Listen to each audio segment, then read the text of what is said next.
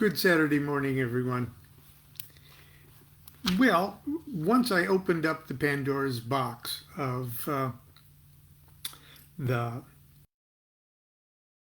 organizing your universe by putting your tarot in order, and then once we had our tarot decks in order, we kept talking about the structure of each of those pieces. And yesterday we started talking about the lesser arcana and the court cards and things like that. So I can't just leave us dangling there. We've been building our view, our examination of the tarot mandala, if you will, by starting in the center and working our way toward the rim. And now we're actually at the rim, and I want to talk briefly today about the 36 small cards. Now, you might immediately say 36 small cards. Shouldn't there be 40? Well, the small cards all live inside the aces of their suit. So the ace is technically not a small card. It's the mothership of the 9 small cards, the 2 through 10 of each suit. And it's these cards that in a tarot reading usually give you the most meaty, practical, in-your-face divinatory meanings. Now the small cards, or the lesser arcana anyway, with the 4 suits and all of that, that came from a different source and a different card game, if you will, than the tarot trumps. The 22 trumps were the what cards remain from a more ancient Northern European game called Taruki, or Taruchi, that's how it's spelled, which is a game similar to bridge, where one card has a higher value. And they're all face cards, and that's where we get the face card of the Emperor and the Empress and the Hierophant and principles like fortitude and courage, things like that. So it was a parade. The game was supposedly like a Tournament of Roses parade, where each of the participants was an element or a Greek god or a principle or something like that, and they all had their place in the parade. And during the game, one card was in a higher position or front of the line, much like bridge. But well, I'm going to quote DuQuette here. The remaining 36 small cards are the 2s through 10s of the 4 suits. So that'd be just take the number 1 out of that, and of each of those, and those would be the 36 small cards. Wands are fire. We'll get to the cups are water. Swords are air. And discs are earth. Excuse my penmanship.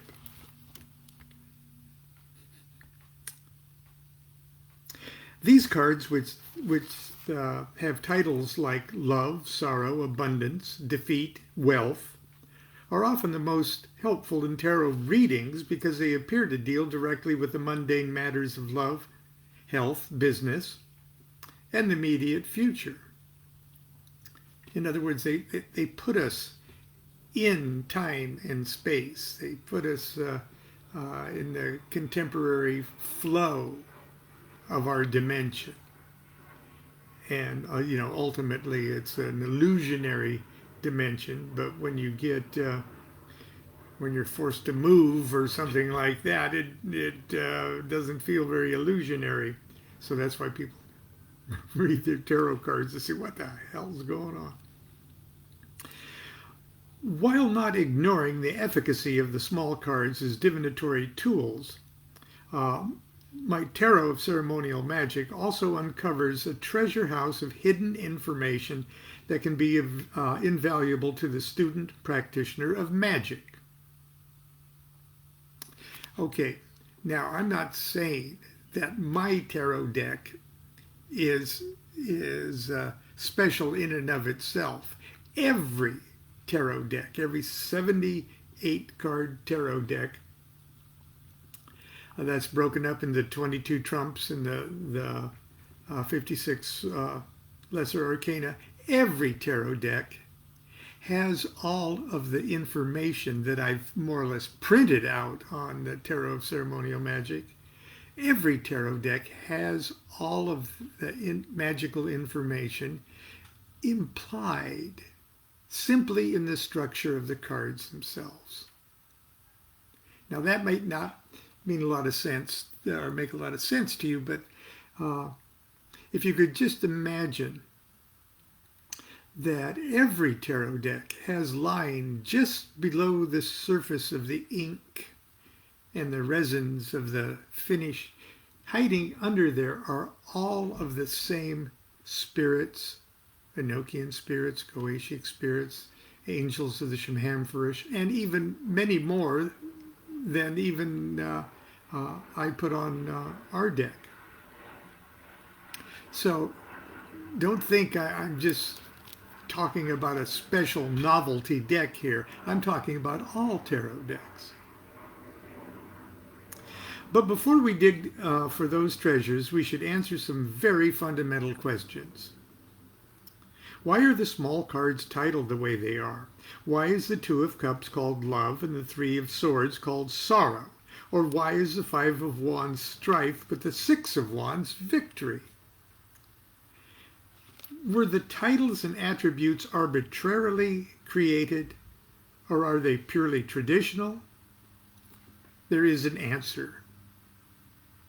And if I was writing this today, I'd say, well, at least there's a partial answer.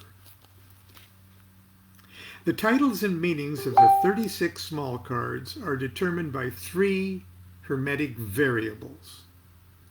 The first 2 are astrological, and the third is purely Kabbalistic. I imagine, hang on, it's easier than you think. It really is easier than you think. I'll just make it look complicated by trying to make it look simple. Variable number 1, the zodiacal attributions. Each of the 36 small cards represents 10 degrees, that's 1 decan, of the zodiac. Now that's not hard, is it? Now, when you group the 36 small cards in groups of 3, the 9 wands represent the fire signs, just like that. The 9 wands represent the fire signs, and those are the fire signs: Aries, Leo, and Sagittarius. Okay?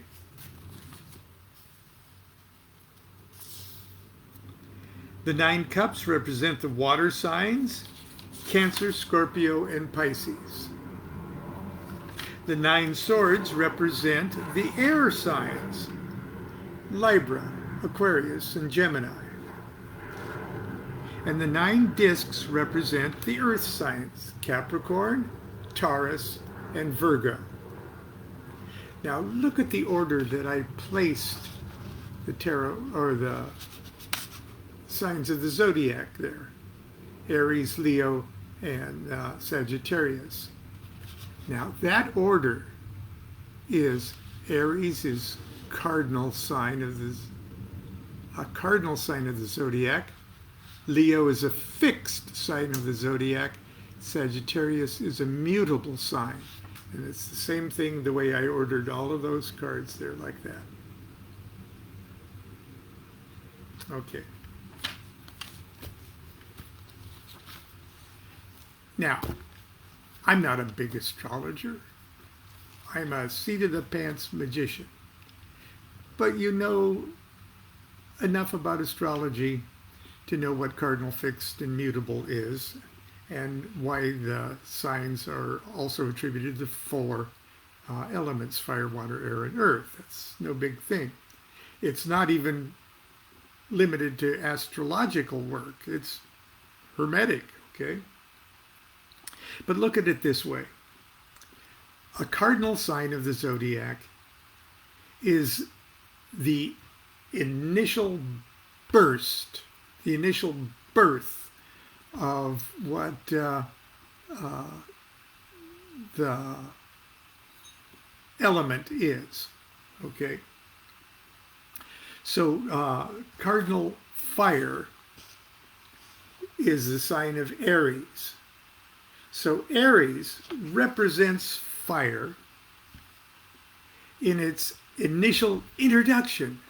It's like when the football team rushes out through and bursts through a big paper hoop at the beginning of the game. Hi, I'm Aries.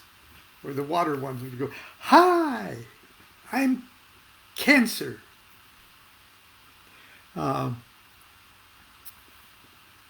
You see them, you know they're there. They burst into your reality, but you don't know a heck of a lot about them yet. They're all still the potential of what could be the wonderful characteristics of in this case, fire. But the fixed signs of the zodiac, in this case, that would be in fire, that would be Leo. Now, Leo is the fixed sign of the zodiac. And I'm sure all you astrologers out there will just say, oh, DuQuette's just got his head up his ass. But this is how I look at it. The fixed signs of the zodiac actually nail down the definition of what it means to be fire. Now we've got Aries bursting through the thing. Hi, I'm Aries. But we got a lion, confident in its fireness. This is what it means to be fire. I'm Leo. Okay? But the mutable sign, that would be Sagittarius. The mutable sign, it's fire all right. It's fire that has been introduced, which was introduced as Aries and as being defined as Leo. And now Aries is saying, but fire can be all sorts of things. Fire doesn't have to walk alone like that lion. Fire's ready to cooperate with other elements and things. And fire's even willing to change. Hi, I'm fire, but you know, I could be air. You could talk me into it. Now, don't think that I'm saying Aries is flamboyant and egotistical, and Leo is, you know, a defined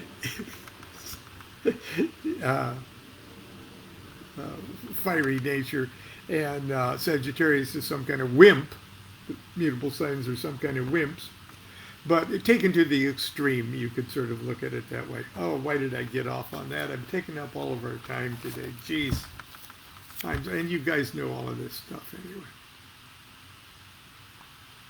Okay, now, that's cardinal fixed, that's the elemental signs, fire, water, air, and earth. Now, the 2s, 3s, and 4s. The 2, 3, and 4 of every suit. The 2, 3, 4 of wands, the 2, 3, 4 of cups, the 2, 3, 4 of swords, and the 2, 3, 4 of discs all represent cardinal signs.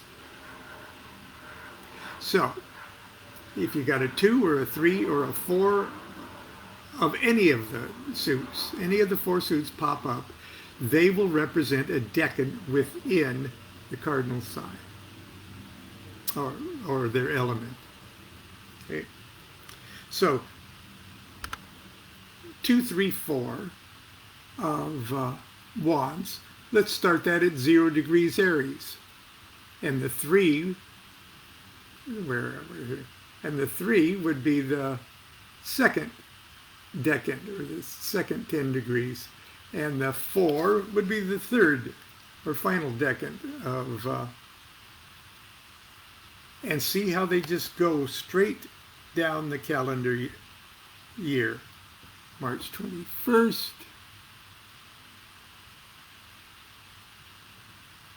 to March 30th, March 31st. Okay. They represent that whole month, or that whole sign. Okay. Now, I'm not going to do that for all of them. I just wanted to show you that. 2s, 3, 4s represent the cardinal signs. Aries for fire, Cancer for water, Libra for air, Capricorn for earth. The 5s, 6s, and 7s represent the fixed sign. So in the series, you got the groups of 3, 2, 3, 4, 5, 6, 7, 8, 9, 10. So the center section, the 5, 6, 7, represent the fixed signs. Leo for fire, Scorpio for water, Aquarius for air, and Taurus for earth. The 8s, 9s, and 10s represent the mutable signs. Sagittarius for fire, Pisces for water, Gemini for air, and Virgo for earth. Okay, it's as simple as that. You put them all together as they would appear on the wheel of the zodiac. You would start with the 2, 3, 4 of wands, representing Aries, which is cardinal fire. But the next sign of the zodiac is Taurus, which is earth. And so the 5, 6, 7, all the 5, 6, 7s represent the fixed signs. So 5, 6, 7 of discs would be Taurus, fixed earth. And then the 8, 9, 10 of swords represent Gemini, mutable air. Then we've hit a 10. 2, 3, 4 of cups, Cancer, cardinal water, 5, 6, 7 of wands, Leo, fixed fire. We just put them in a wheel and go all around the zodiac sign. 2, 3, 4, 5, 6, 7, 8, 9, 10. And you go through, then start over again. 2, 3, 4, 5, 6, 7, 8, 9, 10. And you go through fire, earth, air, water, fire, earth, air, water, fire, air, earth, air, water. Cardinal fixed, mutable, cardinal fixed, mutable, cardinal fixed. It's easier to actually make note cards and see it laid out in front of you. And if you don't want to do that, a nice person published a deck that has that information right on it so you can see what the hell is going on. Okay. Now, the reader is encouraged to lay out a great counterclockwise circle using small cards arranged in that above order. Okay, that's variable number 1. It's zodiacal position. It's zodiacal position among the elements. It's zodiacal position according to the cardinal fixed mutable. So that gives us a little idea of what the characteristic of the card would be, just from purely astrological terms. Doesn't tell us a lot, it tells us quite a bit though. So there's variable number 2. It's a planetary attribution. In addition to a zodiacal attribution, a planet has been allocated to each of the 36 small cards, beginning with the Five of Wands. Now, why the Five of Wands? See, this sequence of cards here, they're all in perfect sequence. This sequence of cards starts with 0 degrees Aries. But this is a snake with its tail in its mouth. And I can cut the deck anywhere and reassemble it carefully and start anywhere, and I'm still in that sequence.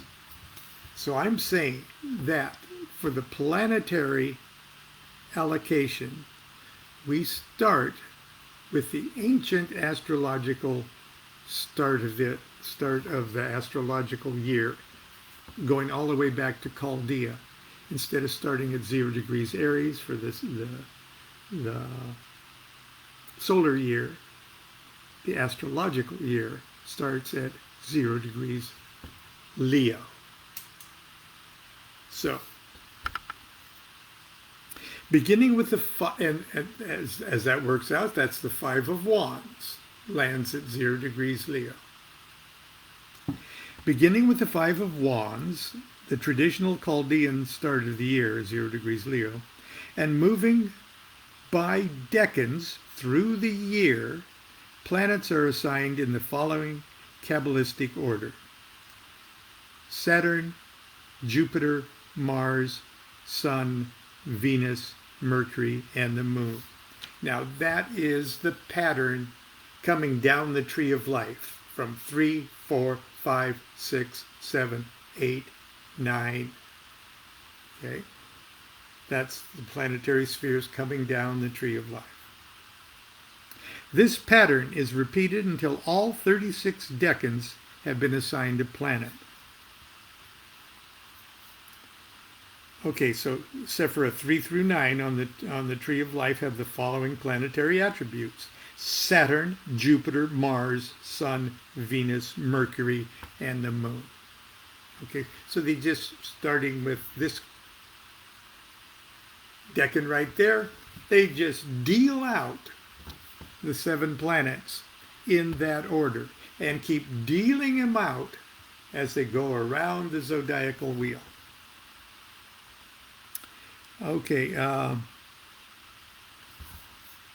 now, and this is a curve, okay? As there are 7 planets and 36 decan, the ancient astrologers were faced with one leftover decan. And when you start at 0 degrees Aries here, that leftover decan happens right at the very end of winter and the very beginning of spring.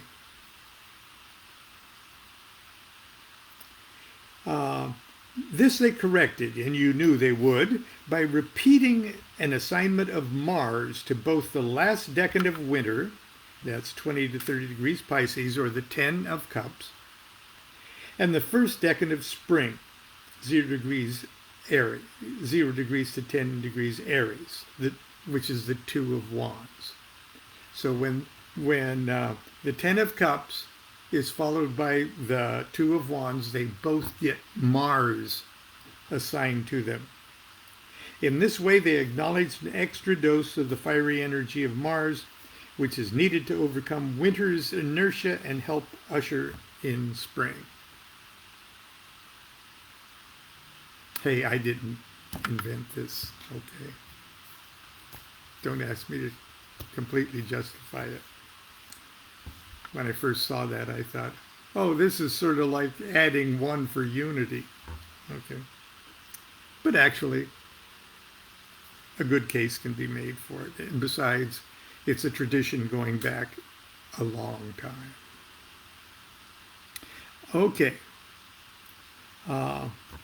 And I've put all of that astrological information. So this would be Saturn in Leo for the 5 of Wands. And not only that, but look at that. That's an Enochian square from the elemental tablet. Actually, it's in all 4 elemental tablets in different positions. But that is the Saturn in Leo Enochian square, and there's an angel living inside that thing. Okay. Now we've named the first two variables in determining the title and characteristic of a small card. With this information alone, we can already tell a great deal about the card. The Two of Wands, Dominion, for example, has the astrological attribution of Mars and a very compatible sign of Aries. Mars rules Aries. The qualities of Dominion are expressed nicely by Mars and Aries. But there is one more variable to be considered before the true characteristic of a small card can be determined. That is the number of the suit of the card itself and its position on a tree of life. Variable number 3, position on the tree of life. We recall that there are 4 Kabbalistic worlds, each representing a letter in the divine name Yod He Vav He.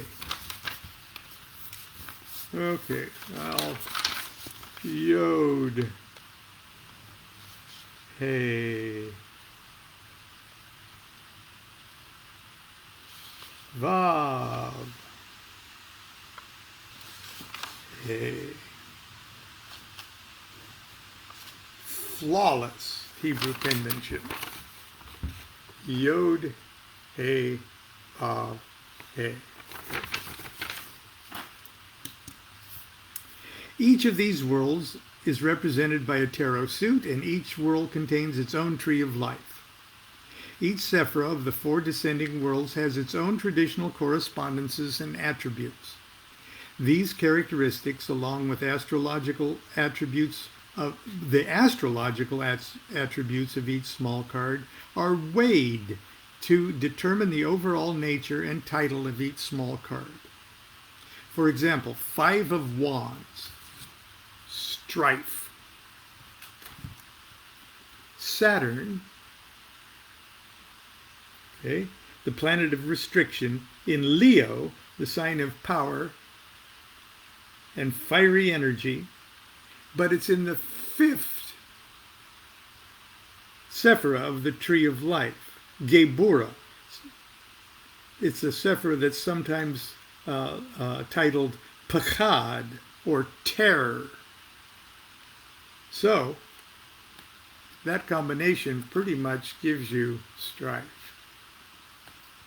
The 6 of Wands, victory, is Jupiter, the beneficent planet of fortune, expansion, and order, and Leo, the sign of power and fiery energy, in the 6th sephira, Tifereth. Now that's a sephira of beauty and supreme balance. Okay, so that card is victory. One more example, the 5 of discs, material trouble.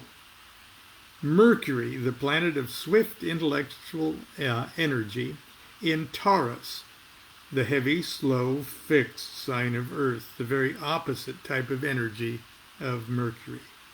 And it's in the 5th sephira, Geburah, that's Pachad, terror, equals material trouble. Each of the small cards can be thus worked out by considering the 3 variables as we've done above. Now, they all don't sort themselves out as easily as the examples I gave, but meditation on those 3 variables will get you intimately acquainted with the characteristic and the divinatory meaning of each of the small cards. That's where we're going to stop talking about tarot for the time being. And tomorrow we'll pick up something more inspirational and suitable for Sunday school. So until then, continue to be good to yourself, be good to each other. Do what thou wilt shall be the whole law. Love is the law, love under will.